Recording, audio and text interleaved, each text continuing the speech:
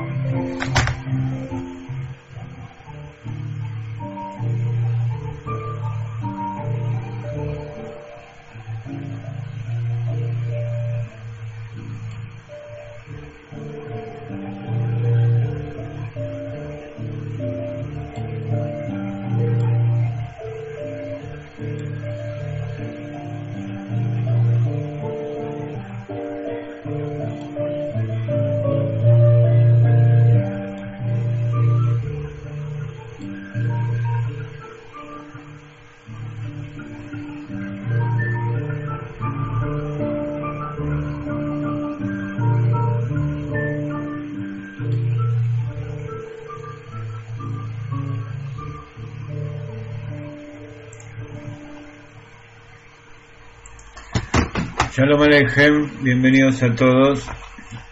¿Cómo se está escuchando ahora la voz? ¿Un poco mejor? Volvemos a retomar nuestro estudio del Tanya. Ustedes saben que el Tanya es el libro básico de la Torá escrita del Hasidut, de la parte interior de la Torá. Libro escrito por el Admor Hazaken, el primer rebbe de Chabad, discípulo directo del Maggid de Mesrich, que a su vez era el principal discípulo del Baal Shem Tov. Voy a hablar un poco más despacio, parece que la computadora tiene mucha avidez para hablar, para captar las palabras. Una de las versiones del libro de Tanya es este que tengo aquí, donde está todo el libro de Tanya completo, las cinco partes. Si ustedes se acuerdan, habíamos dejado en el capítulo 8. La forma en que decidimos hacer este nuevo ciclo del estudio del Tanya es utilizar 2 clases por cada capítulo, y este sería la segunda clase del capítulo 8. De todas maneras vamos a refrescar un poco en dónde nos encontramos. En el capítulo 6 el Admor Hazaken había comenzado a hablar, después de haber hablado del alma divina, de las 2 almas que tiene el judío. Empezó a hablar del alma animal y específicamente de las klipot, de las cáscaras impuras que provienen del ocultamiento, provienen de los pecados del hombre. El origen de las klipot proviene justamente del pecado original de Adam Rishon, Adán y Javá, donde se produjo un ocultamiento. De todas maneras, no hay nada que suceda sin que Dios lo decida. Entonces Dios le dio libre albedrío al hombre, pero también junto con ese libre albedrío le quitó un poco de la visión. Explica el Rebbe Rayat, el Rebbe anterior de Lubavitch, que es como si a una persona le dicen ve a ese lugar y le tapan los ojos por unos instantes, y él está en camino, y cuando vuelve a abrir los ojos se encuentra en un lugar donde él nunca había estado, un lugar que no conoce. Entonces lo primero que tiene que hacer es volver al camino, y una vez que volvió al camino, entonces ahí sí va a poder realizar la tarea. Entonces estos 6.000 años de la creación del mundo, y específicamente las épocas del exilio,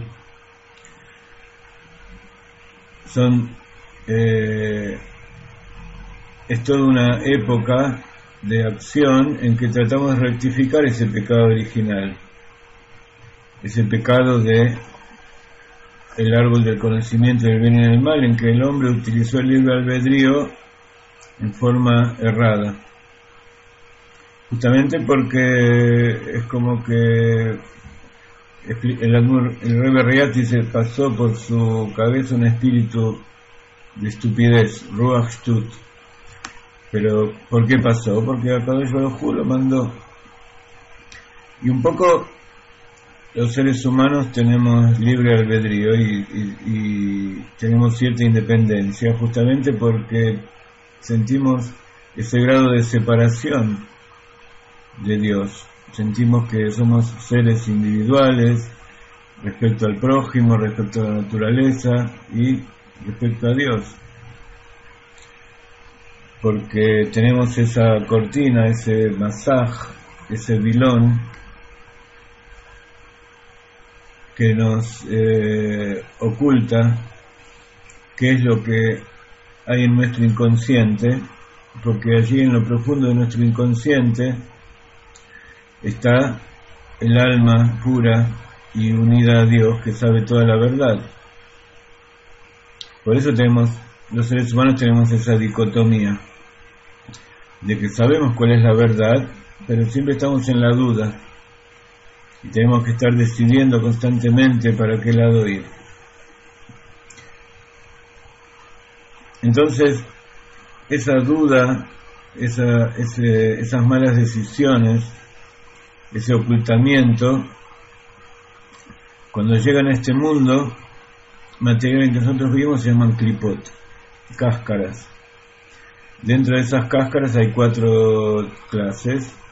Hay 3 que son completamente impuras, que tienen que ver originalmente con los 3 pecados que uno tiene que dejarse matar antes de transgredirlos, que es el pecado de asesinar a otra persona, el pecado de transgredir sexualmente, tener relación prohibida, y el pecado de la idolatría, blasfemar en contra de Dios. Por supuesto hay muchas leyes que rigen esos comportamientos, pero en principio la persona tiene, en la halajá está escrito Yarek velo yabor, que se debe dejar matar y no debe transgredir eso. Durante todas las generaciones las personas fueron sometidas a este tipo de pruebas y cada uno tuvo el libre albedrío para decidir para qué lado quería ir.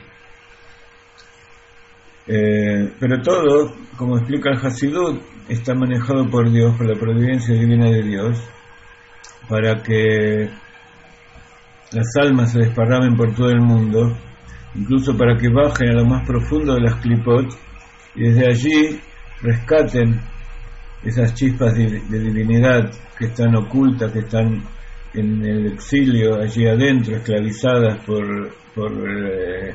el ocultamiento, y cuando vuelven en Teshuvá se elevan junto con aquella parte del mundo que fueron a rescatar.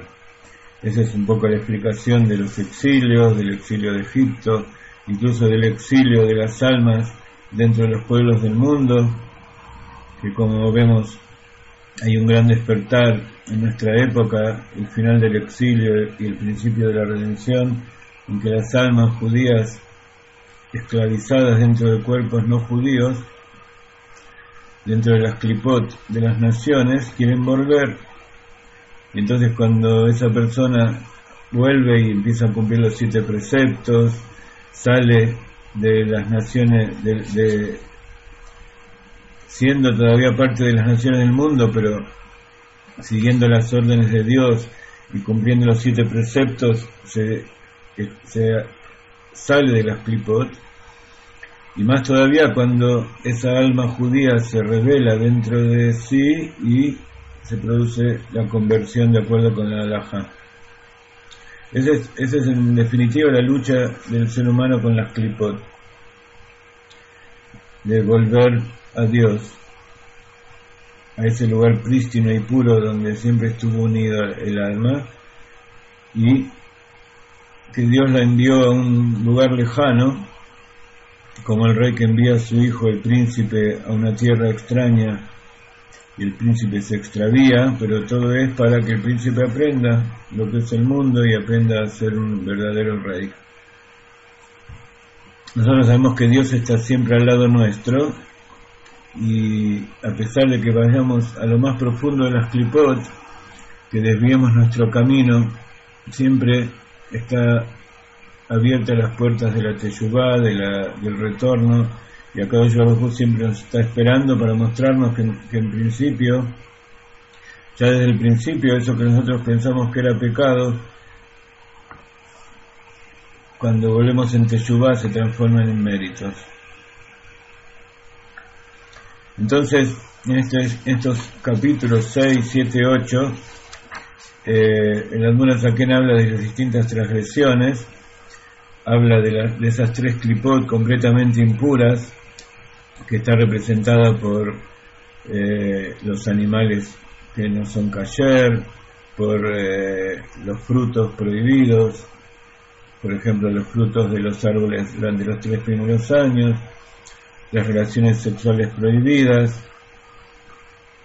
Y si ustedes ven los 7 preceptos de los Benei Noach, 6 de ellos son preceptos negativos, que es no matar, no blasfemar frente a Dios, no comer miembro de animal vivo, no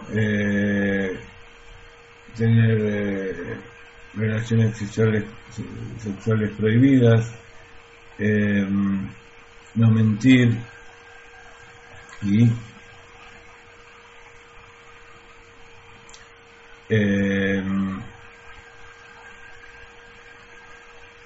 no robar. Y el séptimo, que es el positivo, es poner jueces. Entonces esos jueces que se ponen son justamente para juzgar y para evitar que se transgredan esos 6 preceptos negativos.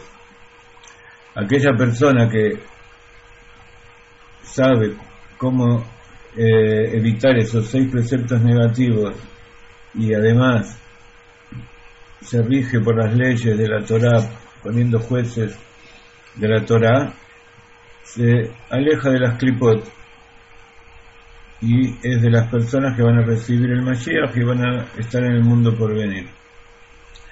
Por supuesto, a veces no es tan fácil, a veces uno, al igual que los judíos, transgrede, pero como recién decía, siempre están abiertas las puertas de la Teshuvá, y además cuando la persona trata de no transgredir, a cada Baruj la ayuda, incluso si no sabe tanto, la ayuda cuidándola y la ayuda también conectándola con personas que la pueden guiar para vivir un camino de felicidad.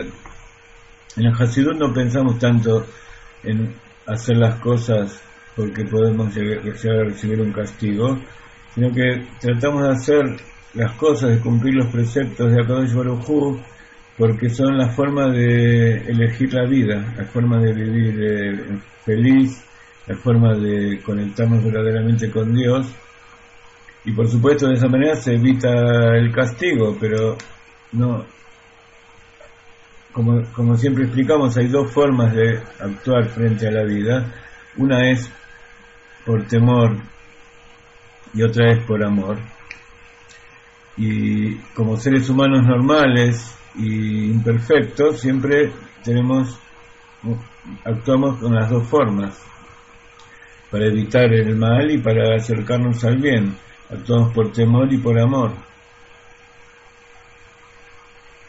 Pero incluso el temor que nosotros buscamos no es ese temor al castigo de hacer las cosas en forma superficial, simplemente porque queremos hacer algo, pero no lo hacemos porque queremos tener miedo a ser castigados, sino que en realidad buscamos cambiar y tener una segunda naturaleza, en la cual, gracias a la cual una mente madura, sentimientos maduros, una personalidad madura nos lleva a hacer cosas por amor, a hacer cosas, incluso evitar las cosas malas por amor y temor reverencial a Dios, no por miedo, no porque Dios nos pueda castigar, sino porque así como un hijo que quiere al padre no quiere hacer cosas que le hagan daño al padre, que lo hagan sufrir, incluso sabiendo que su padre no lo va a castigar. Entonces, bueno, vamos a comenzar a profundizar en este capítulo 8 y vamos a ver si podemos redondear una idea. Le damos la bienvenida a todos los que están en la clase, también todos los que van a ingresar y los que van a ver la clase en diferido, que son muchos. Cada vez somos más, Baruch Hashem. Y vamos a poner Tzedakah. La Tzedakah salva de la muerte, grande es la Tzedakah que trae la redención. Hashem, y cuanto más cuando la utilizamos para difundir la Torá, difundir los manantiales del Baal Shem Tov, para traer al Mashiach ahora. Bueno, entonces, como decíamos, al final del capítulo anterior habla del caso de las relaciones prohibidas, cuando un judío tiene una relación con alguien que no le está permitido, ya sea judío o no judío. Entonces nace un ser producto de una relación prohibida, entonces eso es difícil rectificar. Ahora, hay otro asunto que también tiene que ver con algo material, que es los alimentos prohibidos. Los alimentos y en general todas aquellas cosas que están prohibidas se llaman isur. Isur en hebreo significa que está atado. Entonces, como la idea de todo esto es elevar hacia Dios, algo que está atado a la materialidad de este mundo, que está atado a las klipot, no puede ser elevado. Entonces, por ejemplo, si nosotros comemos algo que está prohibido, como decía recién, los Benei Noach comen un alimento que proviene de un animal al cual se le fue quitado de alguna manera la carne o un miembro cuando todavía estaba vivo.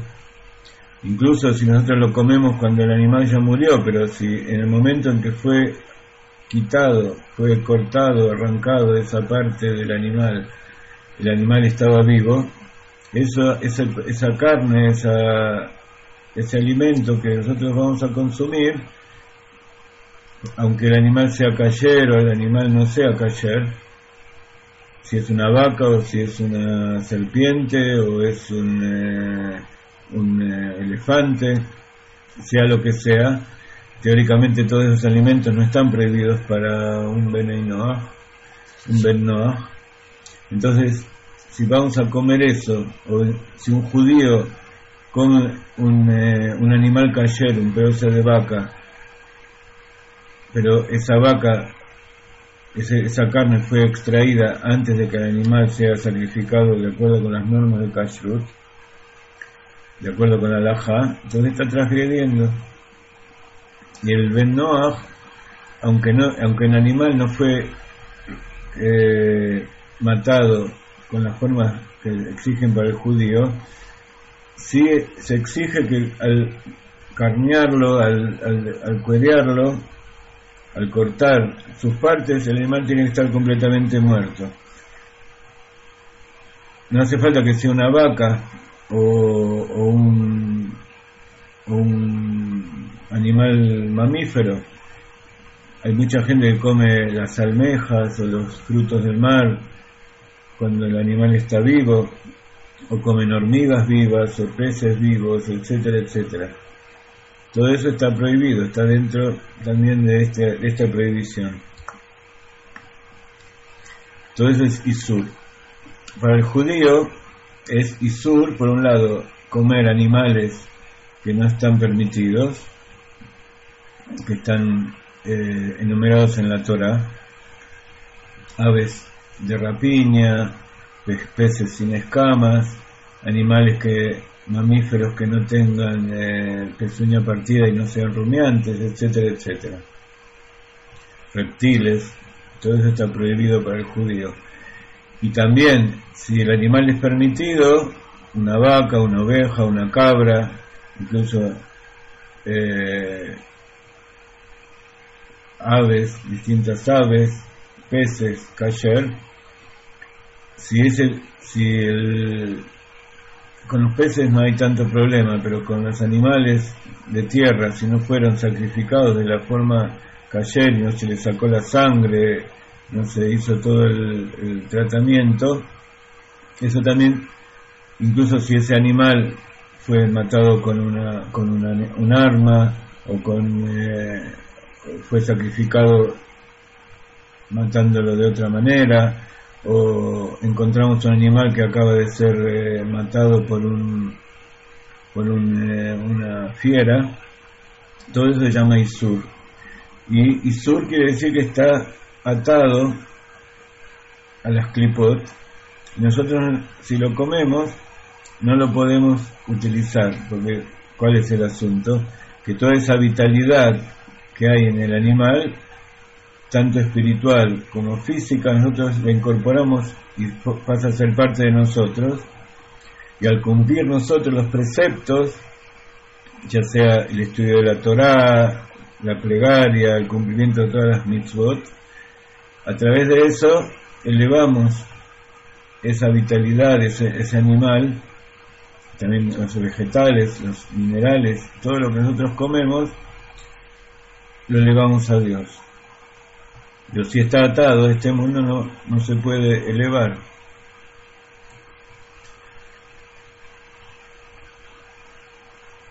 Entonces, este es el aspecto adicional de los alimentos prohibidos.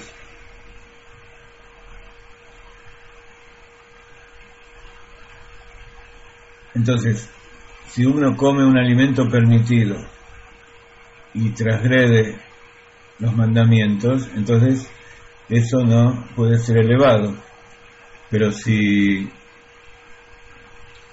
hace teshuvá, ese alimento permitido que comió, inmediatamente es elevado. Si la persona comió algo prohibido y con eso cumplió los preceptos, eso no puede ser elevado, tenía que hacer teshuvá. Y a veces una teshuvá tan grande que los méritos se transforman, los pecados se transforman en méritos. Y acá aclara el Rab de Admor HaZaken que hay algunas normas que prohíben y que declaran no kasher a un alimento por prohibición rabínica, como por ejemplo comer un ave con leche, que no está específicamente declarado en la Torá, o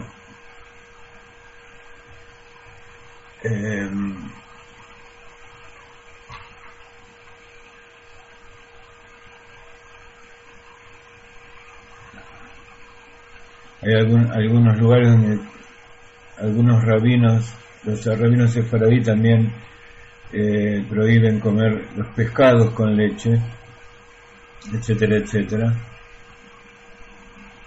Entonces, esas prohibiciones rabínicas también incluso son más estrictas que las palabras de la Torá.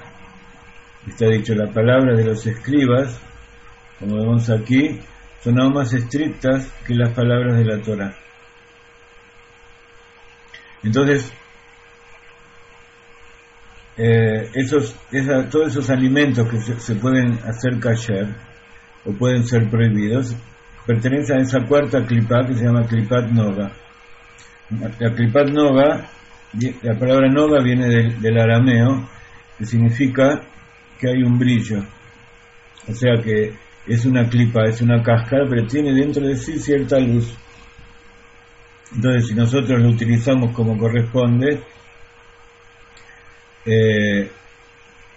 podemos elevar esa luz que hay en su interior, y las cáscaras impuras que lo contienen se eliminan. Así como, por ejemplo, cuando uno come una nuez tiene 4 cáscaras. Es el ejemplo típico de estas 4 klipot. Tiene 3 cáscaras que son completamente duras, que no pueden ser metabolizadas por el organismo humano. Entonces la única forma la finalidad que tienen es que mientras el fruto está creciendo lo están protegiendo.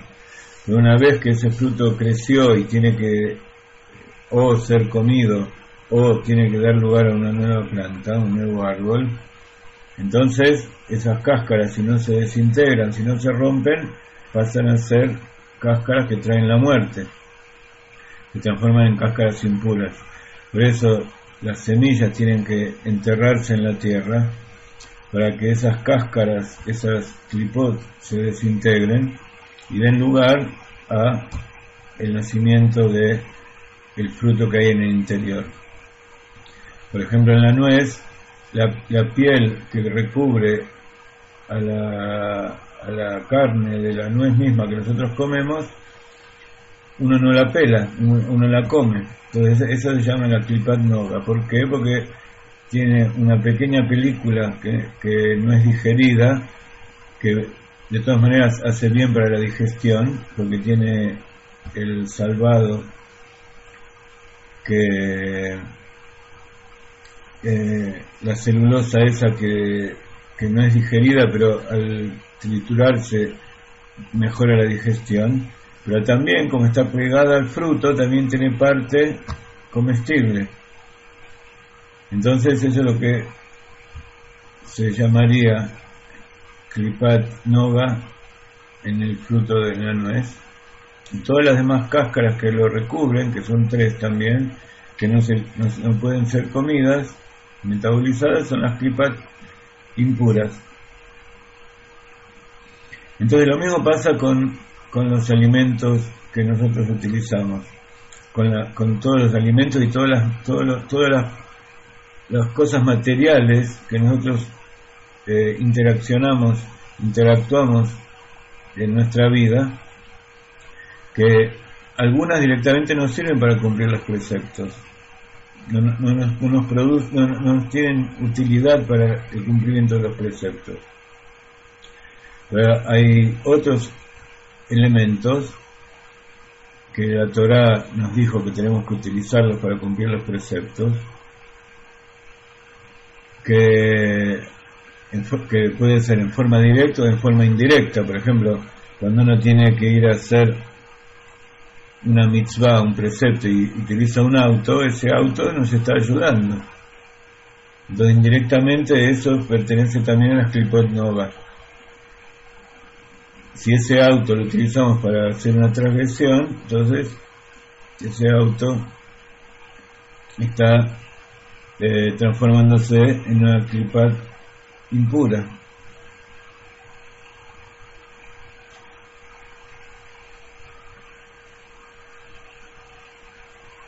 Así,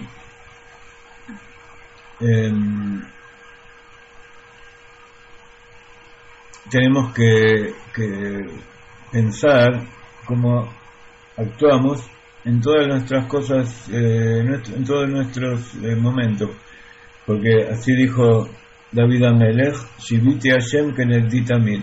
Cuando uno está pendiente del cumplimiento de todo esto es porque está pendiente de que Dios lo está mirando y que Él está haciendo algo para cumplir los preceptos de Dios, que en definitiva es hacer que este mundo sea una morada para que Dios se revele.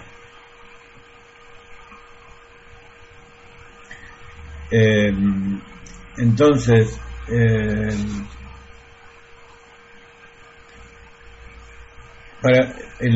dentro del judío, dentro de la persona, también está esa parte que se llama no kasher, que es el instinto ese que nos lleva a transgredir, que funciona en su máxima expresión cuando uno está por hacer algo bueno, cuando uno trata de hacer algo bueno, para que nosotros sigamos gozando del libre albedrío, digamos, como para ver algo positivo en eso también. Akadosh Baruj Hu nos manda a lo que se llama el Satán o el Yetzer Hará, ese ángel que nos viene a incitar a hacer otra cosa de lo que nosotros estamos empeñados a hacer para vivir como seres humanos normales, buenos, correctos. Y eso también forma parte de las klipot impuras.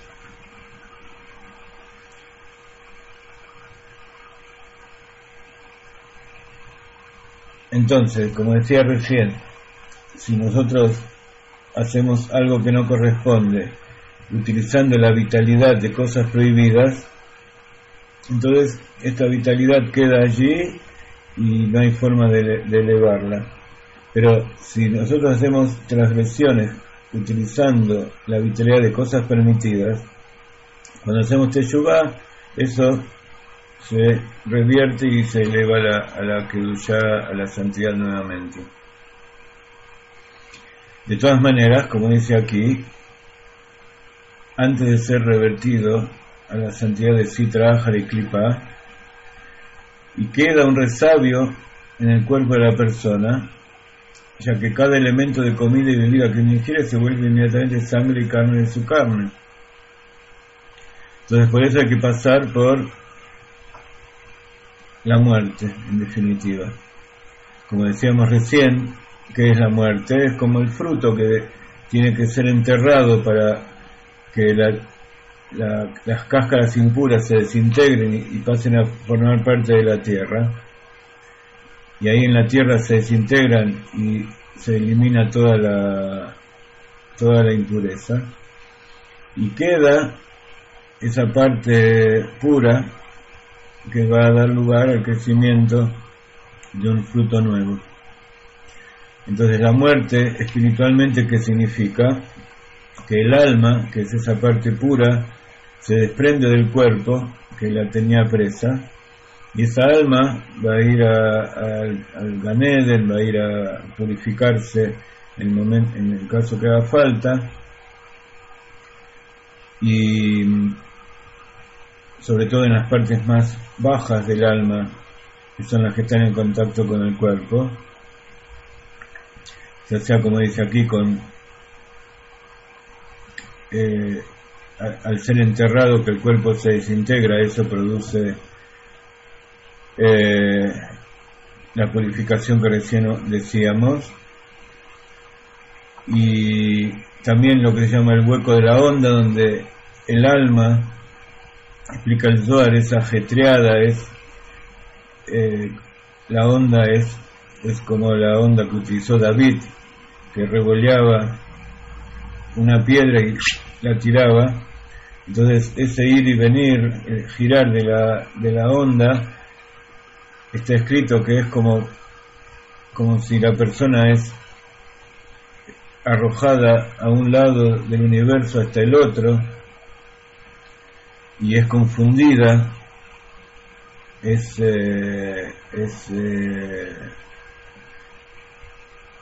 limpiada, digamos que es como la centrífuga de lavarropa o algo así. Pero también espiritualmente ese hueco de la onda, ese zarandeo, es también que a la persona se le muestra todas esas cosas que hizo mal y después se lo lleva al otro extremo mostrándole lo que podía haber hecho bien. Entonces ese es un aprendizaje para el alma, una purificación que sirve para que después pueda volver a reencarnarse en otro cuerpo y en definitiva al final de los días, que es la época que nosotros vivimos, en el 7º milenio, se va a poder reencarnar en un cuerpo puro, un alma pura, y va a poder empezar a disfrutar del Shabbat cósmico, el Shabbat del 7º milenio, que es comparado con el 7º día de la creación, el 7º día de la semana, que es el Shabbat, donde allí no hay impurezas, no hay Sitra Achra, no hay maldad, no hay muerte, no hay enfermedad, no hay chismes, no hay vergüenza, todo es felicidad, y ese es el momento verdadero en que comienza la humanidad a vivir y comienza Dios a disfrutar de el verdadero motivo de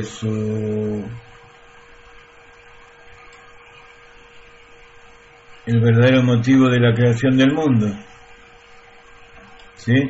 Entonces vamos a tratar, ustedes leen todo este asunto, Hay otro asunto que después del hueco de la onda y después de estar en la tumba, esa alma va al purgatorio. Hay un purgatorio, digamos, que se lo limpia con frío, con nieve, hay otro purgatorio que se lo limpia con fuego. ¿Por qué hay dos clases? Porque aquella persona que estuvo caliente por los placeres de este mundo, por la lujuria, se lo manda al purgatorio de nieve para enfriarlo. Y aquella persona que estaba fría respecto al cumplimiento de los preceptos de la Torá, se lo manda a donde había calor para calentarlo, etcétera, etcétera. De todas maneras, ya son alegorías, no es algo que hay que tomarlo en forma literal, porque estamos hablando del alma. Y recién me estaba preguntando Yesid si produce dolor. El dolor es algo típico del cuerpo. Nosotros conocemos el dolor del cuerpo.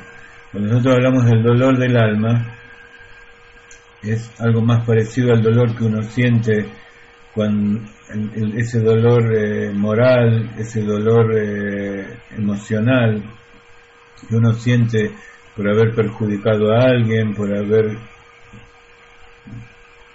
ese sufrimiento por ver sufrir a otra persona, por el exilio, etcétera, etcétera.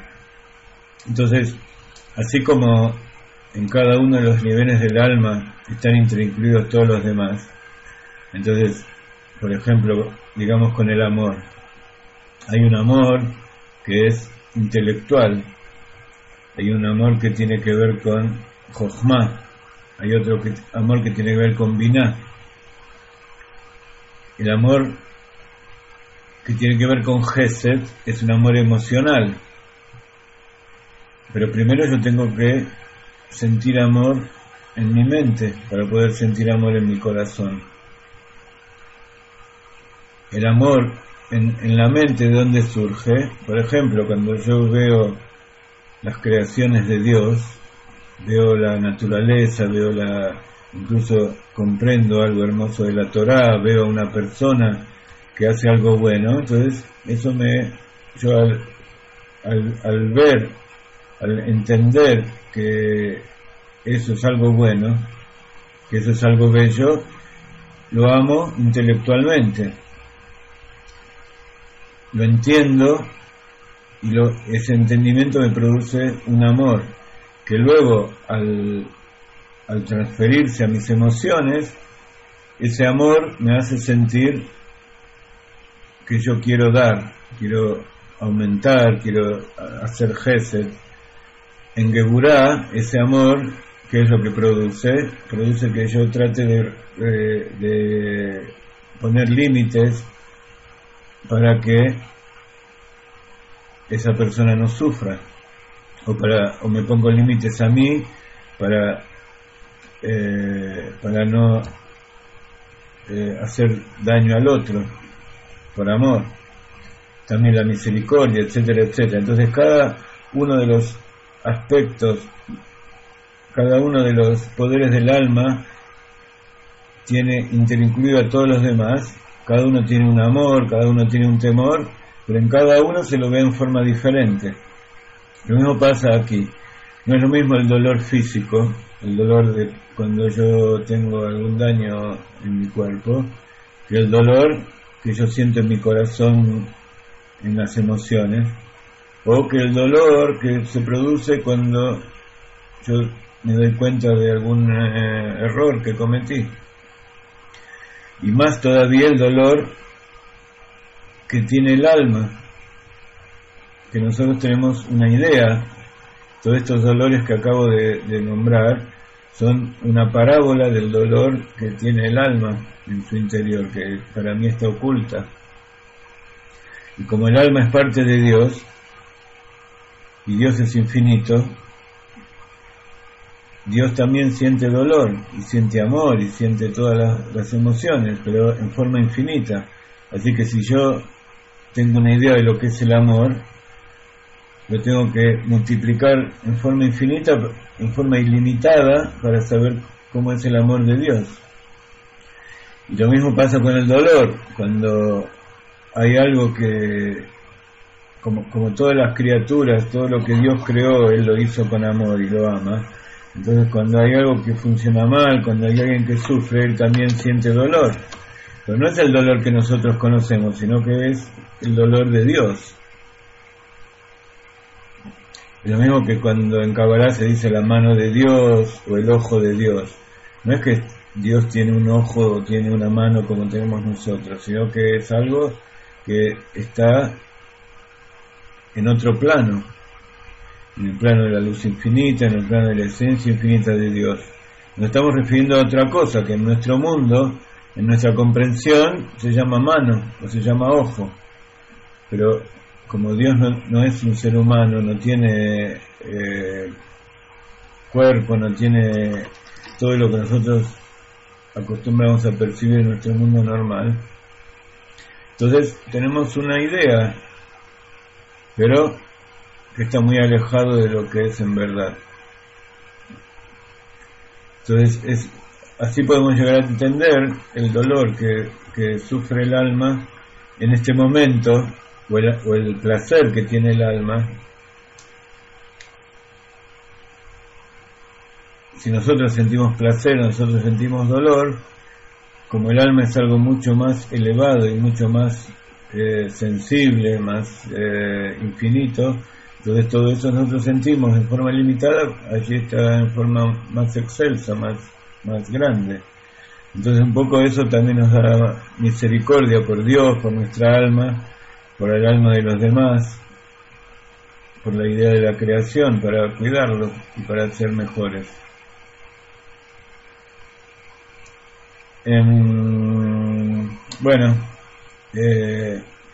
Mientras yo les hablo, ustedes van leyendo el texto de este capítulo 8 y van tratando de comprender qué es lo que está escrito acá.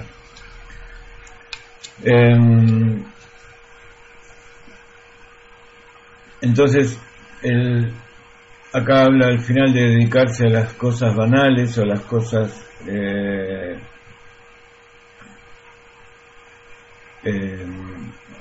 de la Torah. Entonces pasa lo mismo, las ciencias, cuando son utilizadas para el bien, para el objetivo de hacer una morada para Dios en este mundo, para ayudar a las personas, para ayudar a los animales, para mejorar al mundo, para cumplir mejor los preceptos, entonces la ciencia es algo bueno. Pero si lo utilizamos simplemente para nuestro propio beneficio en forma profana, entonces se transforma en una klipat impura. En principio es klipat noga, nosotros lo podemos utilizar para bien o para mal. Entonces si la energía atómica la utilizamos para construir una bomba que mate, entonces la estamos utilizando para mal. Si utilizamos esa energía para hacer una bomba que sirva para defendernos, pero que no es para atacar y para hacer el mal, sino para defendernos y poder seguir viviendo, entonces evidentemente en la Torah está escrito que hay que hacer un ejército, hay que fabricar armas, etcétera, etcétera, pero no como una finalidad, no como un medio para cumplir nuestro objetivo, sino como un medio para defender la Torah, defender al ser humano, defender el bien.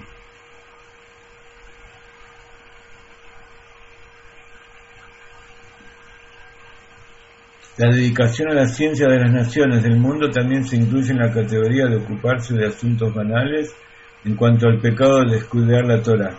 Hay un precepto de estudiar la Torah, y si uno descuida el estudio de la Torah por algo que no sea bueno, entonces, o que no tenga alguna finalidad, como decía recién, dentro de los preceptos de Dios, es algo banal.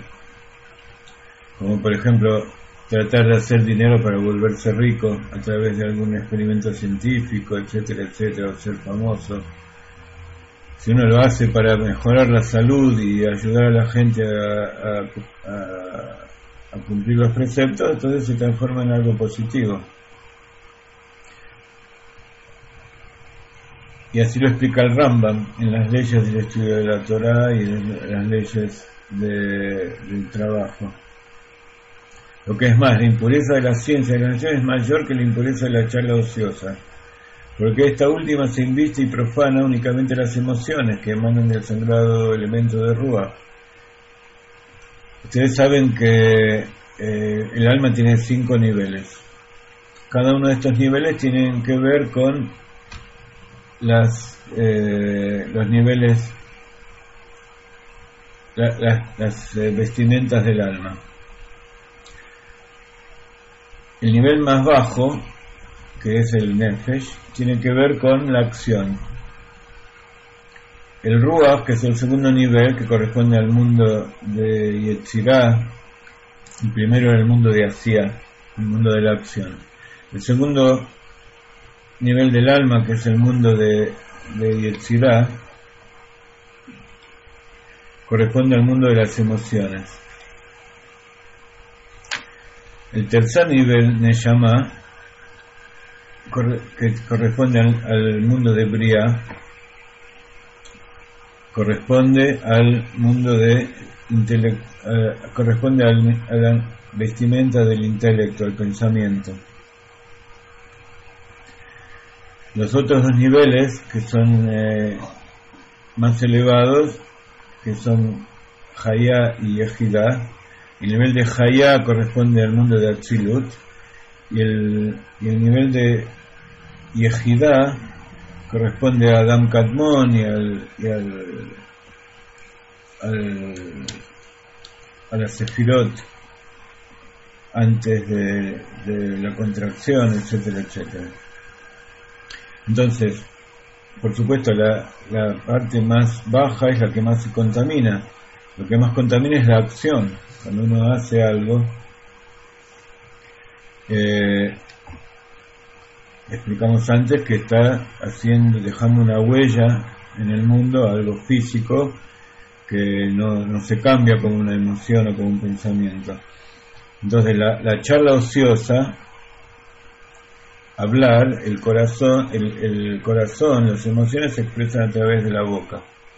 Entonces decir cosas, una charla ociosa, no estoy hablando de la Yonara o decir profanar el nombre de Dios, etcétera, etcétera, sino simplemente charla ociosa, también es Bitul Torah, es dejar de estudiar la Torah. Pero la charla ociosa se inviste en las emociones. ¿Sí? ¿Se comprende por qué? En el elemento de Ruach del alma divina, contaminándola con la impureza de Klipat Nova contenida en la charla ociosa, que deriva del elemento de mal de Ruach de esta Klipá en su alma animal. ¿Sí? En el segundo nivel del alma, Ruach, emociones, Yetzirah, Ruach quiere decir viento o aire. Cuando es de la Kedushá, de la santidad, está investido en el alma divina, y el espíritu de impureza de Ruach, a nivel de Ruach, viene de la Klipá, que viene del alma animal, que, como explicamos antes, es una de las Klipot impuras, es las Klipot impuras que está dentro de la psiquis de la persona. Entonces, la charla banal no impurifica los niveles de Jabat de su alma, no llega a impurificar la mente, porque son palabras de necedad, de ignorancia, que fueron dichas sin pensar, sin llegar a los niveles profundos de la mente. No es ese el caso de las ciencias de las naciones. Con ellas la persona inviste las facultades intelectuales de Jabat de su alma divina, o sea, llega a impurificar el nivel del mundo de Briah, el nivel del intelecto, y las impurifica con impureza equilibrando contenida en esas ciencias. Pero la ciencia que es un asunto intelectual. No así la ciencia aplicada. La ciencia cuando se aplica ya es un asunto físico, es del nivel de Nefesh, donde éstas han caído a causa de la ruptura de las recipientes, de la parte trasera de Jochma de santidad. Cuando se habla de las klipot, habíamos explicado que están las klipot y está la parte de santidad, y cada uno tiene su equipo completo de 10 sefirot. Las sefirot del árbol de la vida de la santidad, del alma divina, es lo que se llama panim, la parte de adelante, o sea, la parte revelada. La parte de las sefirot de la impureza, de las klipot, se llama ajoraim. Por eso, cuando hablamos de Jochma, en el intelecto,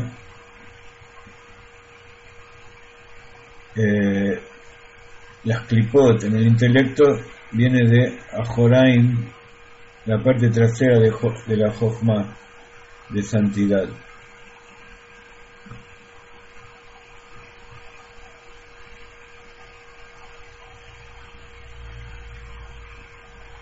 Entonces, la ciencia, al igual que todo nuestro trabajo en la naturaleza, es para rescatar esas chispas que cayeron de la ruptura de los recipientes.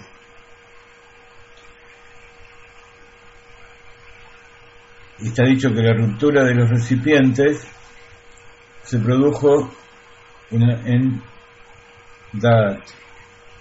Por eso el pecado original es el árbol del conocimiento, Adat Tov Garra. Pero el origen de esa ruptura proviene de Ajoraim de Jochma. Ajoraim de Jochma de santidad. Por eso está dicho que toda la impureza proviene de los pecados de los judíos, de los pecados del alma del ocultamiento del alma divina. Y eso es lo que se llama Ajoraim de Jochma, la parte trasera de la Jochma. Ajoraim quiere decir Ajora, atrás. En la Torah está explicado que cuando Dios se le presenta a Moshe, en realidad no se le presenta en forma revelada, sino que se le presenta en la parte de atrás. O sea, está frente a él, pero no revela su rostro en forma completa. Moshe Rabbeinu, con toda su santidad, su elevación, él no vio el rostro revelado de Dios, o sea, no vio con su conciencia la esencia infinita de Dios. ¿Qué es lo que vio? Está dicho que vio el nudo de los tefilim de Dios, o sea, el nudo de los tefilim se coloca aquí en la parte de atrás de la cabeza, donde está la protuberancia, donde estaría el cerebelo. Entonces eso es lo que se llama Ajoraim de Jochma. Y cuando uno le da la espalda a alguien, es como que lo está dejando detrás. Entonces así está dicho que Dios, ¿por qué existen las klipot? Nada existe sin que Dios permita, sin que Dios le dé vitalidad. Pero la vitalidad que le da las klipot es como aquel que le da a alguien así atrás, a desgano, en contra de su voluntad, a alguien que no quiere. Eso es Ajoraim de Jochma. Como lo saben quienes están familiarizados con el saber esotérico, a menos que las use como instrumento útil. Volvemos a lo que decíamos antes. Es decir, como un medio de lograr un sustento holgado. Hay dos cosas, hay dos motivos por los cuales sí se puede estudiar. Nuevamente, el judío puede estudiar en la universidad, estudiar ciencias, pero sin transgredir. O sea, no puede estudiar en Shabbat o comer cosas que no pueden para poder estudiar. Tiene que estudiar, pero respetando las normas, los preceptos. ¿Cómo es eso? esa ciencia que él estudia no cae en las klipot, si lo utiliza para tener un sustento holgado, o sea, tener un trabajo para sostenerse a sí misma y a la familia y poder cumplir con los preceptos, o que sabe cómo aplicarlas al servicio o al mejor entendimiento de su Torah, de la Torah de Dios. Hay muchas cosas que los sabios de todas las épocas estudiaron en la naturaleza, a través de la ciencia, a través del la observación de la naturaleza, para que eso le ayude a entender mejor la Torah. Entonces muchas veces nosotros pensamos que estudiando Torah, estudiando Kabbalah, vamos a poder hacer grandes descubrimientos de la ciencia, de la Torah, de la naturaleza, etcétera, etcétera. Sin embargo, aquellos que aman verdaderamente la Torah estudian la ciencia para entender mejor la Torah, porque la Torah, cuando uno conoce bien cómo es la Torah, ya sea para entender cómo cumplir con la halajá, entender de animales, entender de cómo hacer los cuchillos, cómo hacer incluso cómo curar a las personas, un médico, como era el mismo Rambam. Este es el motivo por el cual Maimónides y Nachmanides se hace memoria de bendición y sus padres se dedicaron a ellas.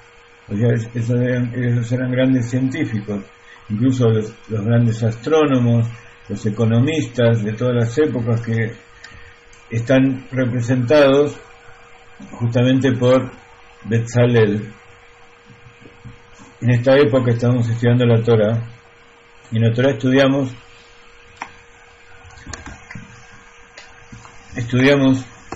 en esta época, en el libro de Shemot, la construcción del tabernáculo. Y para construir todas las cosas que hacían falta en el tabernáculo había que saber muchas cosas de los metales, de la madera, de las telas, de los animales, de las especias aromáticas para hacer el incienso, etcétera, etcétera. Incluso saber música, tocar instrumentos, y todo eso estaba dedicado a Dios. Y el que construyó el tabernáculo fue Betzalel. Se ha dicho que Betzalel era un gran arquitecto, era un gran sabio, un gran artesano, que sabía cómo construir todas las partes del templo, porque Dios le dio el conocimiento de la naturaleza y le inspiró el arte de hacer todas esas cosas, y él tenía todo su equipo para poder realizar todos esos asuntos. Entonces, todas las actividades que nosotros realizamos pueden ser realizadas en forma kasher, pueden ser realizadas en aras de cumplir con la voluntad de Dios, y bueno, para eso utilizamos esta computadora, el papel, los libros. Les quería decir a todos ustedes entonces que estamos